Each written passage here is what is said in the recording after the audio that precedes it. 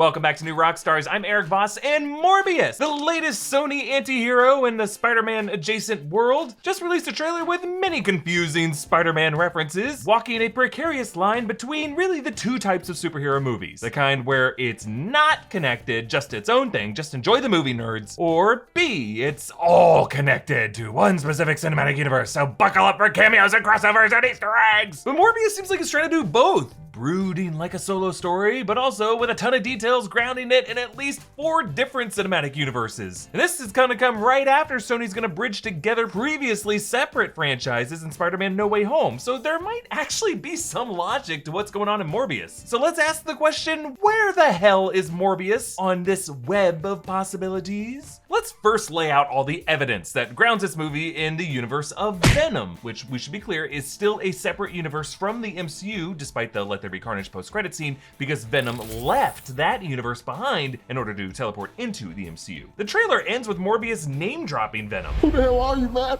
I am Venom. Yeah, Morbius is impersonating the Lethal Protector's big move that he used to use on people like the one who robbed Miss Chen. What the hell are you?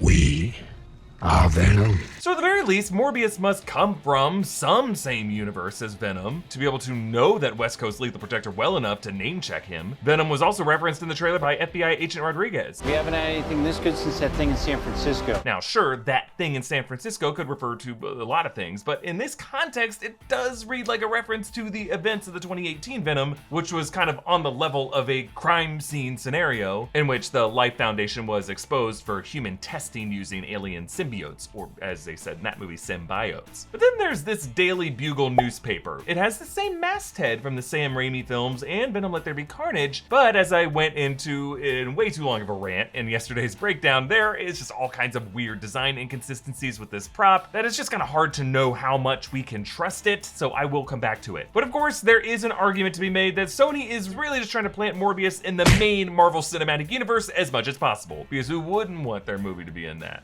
I mean, how else can we explain the appearance of Michael freaking Keaton as Adrian Toomes' Vulture returning from Spider-Man Homecoming in the MCU, wearing even the same white jumpsuit that he wore in that movie's post-credit scene? Keaton even appeared back in the first trailer in January 2020. Michael Morbius. Got tired of doing the whole good guy thing, huh? What's up, Doc?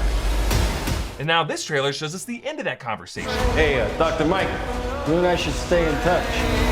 But one question here, when you leave your home and venture out into the wet and cold, are you wearing some big ol' nasty boots that feel and look like concrete blocks on your feet? Well, you should be rocking some sleek, comfortable Vessi shoes. Thanks to Vessi for sponsoring this video. Vessis are the perfect everyday shoe. They're sustainably made knit sneakers that are 100% waterproof. They keep your winter feet dry and warm without any of the clunkiness of boots. They're made with this Dymatex material that's super easy to clean with just a rinse of water.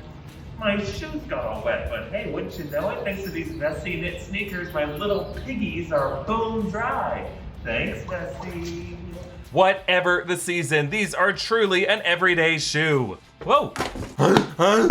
Which is sealed for, Vessis are your go-to shoes to keep by your front door. Check them out in the link below and get yourself a pair of Vessis. Then there's this weird graffiti of Spider-Man labeling him as a murderer, implying this Spider-Man is facing the same scrutiny over Mysterio's death that he is now facing in No Way Home. But as I pointed out before, this Spider-Man art is not the Spider-Man from the MCU, but one from the Sam Raimi era. Yeah, this image of Spider-Man is actually the Raimi era suit design from the PS4 game loading screen. We can also come back to that Daily Bugle newspaper, again, the same masthead from the Raimi-verse. However, it does not have that same New York Posty tabloid front page design used in both Let There Be Carnage and the Raimi films. Arguably, there's an even bigger clue pointing to the setting of the Mark Webb Andrew Garfield Spider-Man films. Oscorp Tower appears in trailer footage, and while the building is a different structure, the Oscorp logo is exactly the same, with the same unfinished R and the P. Also, that Daily Bugle mentions the existence of Spider-Man villain Black Cat, who was being set up in the 2014 Mark Webb Amazing Spider-Man 2 film, with Felicia Hardy being played by by Felicity Jones. The newspaper also mentions a rhino incident at the zoo, but rather than referencing the Paul Giamatti character from that movie, I just think that one was meant as a little joke reference to rhinos in general. But finally, there are just some Marvel Easter eggs in this trailer that suggest Morbius is in his own universe that might be separate from those other four. Just because that Daily Bugle design is so inconsistent, like it's not the splashy tabloid from the other universes, but a more traditional 6-column broadsheet with a poorly worded headline that J. Jonah Jameson would never approve.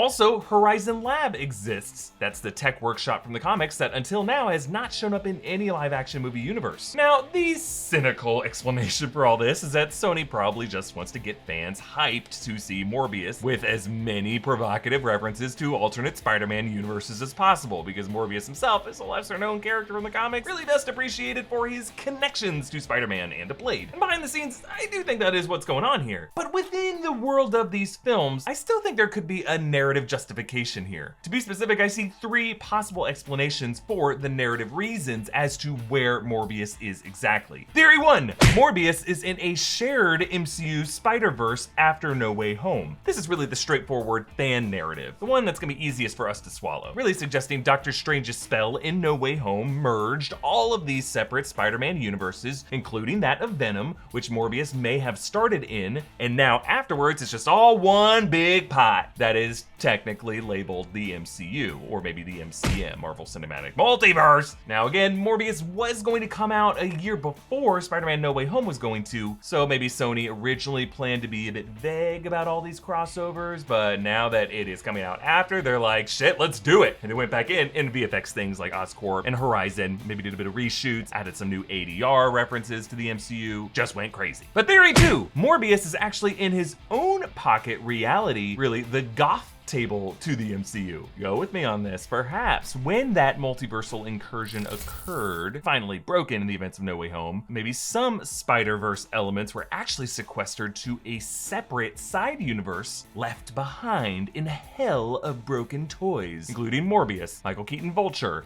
Black Cat, Oscorp from the 2014 film, a really weird Daily Bugle, all while the big boys duke it out in the main MCU. 2 separate universes. Cool Kids Table and Goth Kids Table, which is really the even cooler Kids Table. The Venom shoutouts, the Raimi Spider-Man murderer graffiti, those could be clues for things that actually left this reality behind. And stepping back behind the scenes, since it really just leaves everyone's favorite toys in the MCU toy box, I would consider this Kevin Feige's narrative. But then theory 3, it has always been a live-action Spider-Verse, and it has always been connected. I mean, whatever you think about this, the safest way to narratively justify all these crossovers is to just say a prayer of gratitude to Kang, who in Loki established that the timeline of the MCU is unfolding all at once, and the rules of cause and effect don't matter, and that the multiverse was always destined to scramble. Therefore, the multiverse has theoretically already been in a state of chaos, with various glitches warping around us under our noses, with no character ever questioning that reality. So there is no clearly defined MCU or clearly defined Sonyverse, only the in association with Marvel verse. And Morbius exists on just one street corner of this scrambled multiverse, but now able to see it all. And since it's the reality Sony is clearly trying to pull over our eyes, we can call this scrambled mess Pascal's omelet.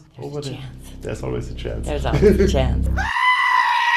Ultimately, here's where I stand with how much Morbius is in the MCU currently compared to the other realities. Coming back to our pie chart here, that Michael Keaton Vulture cameo carries a lot of weight. We're talking about a major villain from the MCU showing up in another franchise. I mean, you can't get a bigger thwip. So I'm gonna say at least he's 35% in the MCU. But remember, in the MCU, the Daily Bugle is not a print newspaper. So with the Venom shoutouts in the trailer, I'm gonna say 40% in the Venom universe. The Oscorp building's pretty big one. I'm gonna say the web universe is a solid 10%, and then the final 15% left over is however you interpret that graffiti. Could be the Raimi-verse, or it could just be part of the MCU. And whoever drew that graffiti is just very imaginative. But what explanation do you most prefer for where Morbius is? Support New Rockstars by checking out our merch options at newrockstarsmerch.com. Follow me on Instagram and Twitter at EA Voss. Follow New Rockstars, and subscribe for breakdowns of everything you love. Thanks for watching. Bye.